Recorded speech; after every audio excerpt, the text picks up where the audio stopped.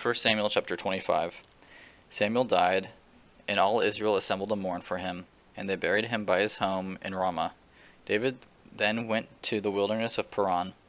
A man in Maon had a business in Carmel.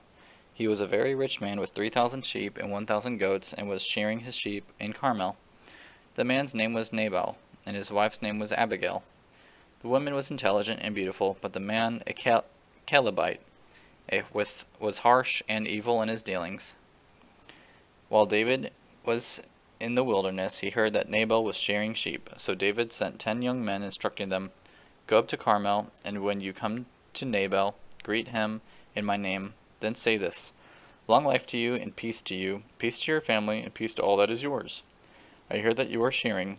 When your sheep were with us, we did not harass them, and nothing of theirs was missing the whole time they were in Carmel. Ask your young men, and they will tell you. So let my young men find favor with you, for you have come on a feast day. Please give whatever you have on your hand to your servants and to your son David." David's young men went and said all these things to Nabal, David's young men went and said all these things to Nabal on David's behalf, and they waited. Nabal asked them, "Who is David? Who is Jesse's son? Many slaves these days are running away from their masters. Am I supposed to take my bread and my water and my meat that I butchered for my shearers and give them to these men? I don't know where they are from." David's young men retracted their steps. When they returned to him, they reported all these words. He said to his men, "All of you put on your swords." So each man put on his swords, and David also put on his sword. About 400 men followed David, while 200 stayed with the supplies. One of David's young men informed Abigail, Nabal's wife, "Look, David sent messengers from the wilderness to greet our master." But he screamed at them, "The men treated us very well. When we were in the field, we weren't harassed, and nothing of ours was missing the whole time we were living among them. They were a wall around us, both day and night, the entire time we were with them, herding the sheep.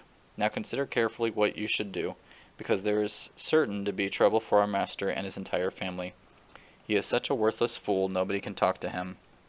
Abigail hurried, taking 200 loaves of bread, 2 clay jars of wine, 5 butchered sheep, a bushel of roasted grain, 100 clusters of raisins, and 200 cakes of pressed figs, and loaded them on donkeys.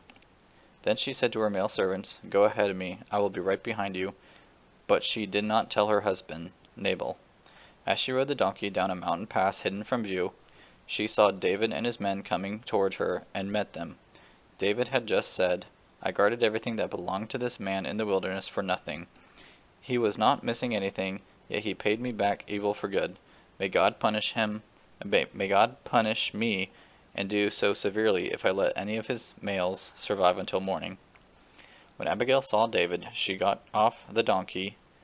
quickly got off the donkey and knelt down to her feet to the ground and paid homage to David.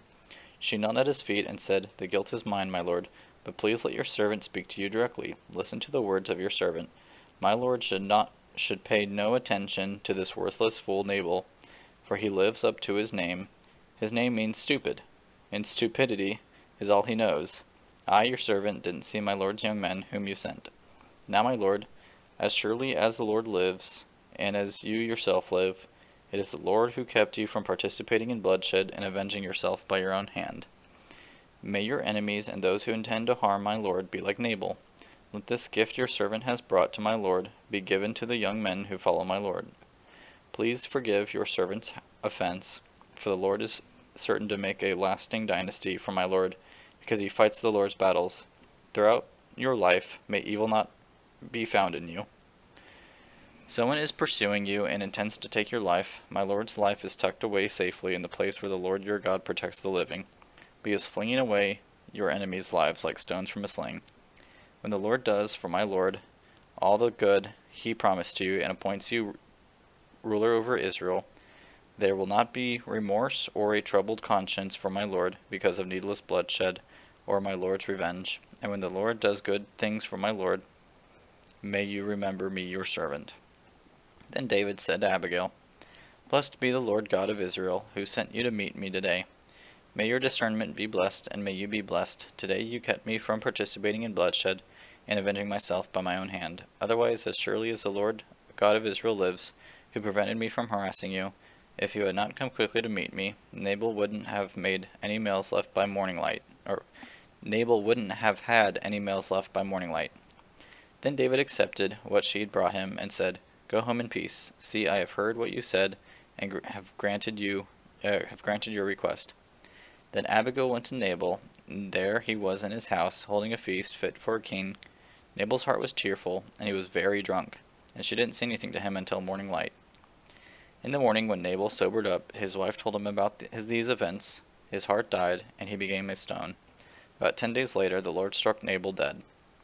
When David heard that Nabal was dead, he said, Blessed be the Lord who championed my cause against Nabal's insults and restrained his servants from doing evil. The Lord brought Nabal's evil deeds back on his own head. Then David sent messengers to speak to Abigail about marrying him. When David's servants came to Abigail at Carmel, they said to her, David sent us to bring you to him as a wife. She stood up, paid homage with her face to the ground, and said, Here I am, your servant, a slave to wash the feet of my lord's servants. Then Abigail got up quickly, with her 5 female servants accompanying her, rode on the donkey following David's messengers, and so she became his wife. David also married Ahinoam of Jezreel, and the 2 of them became his wives. But Saul gave his wife Michal, David's wife, to Palti, son of Laish, who was from Galim.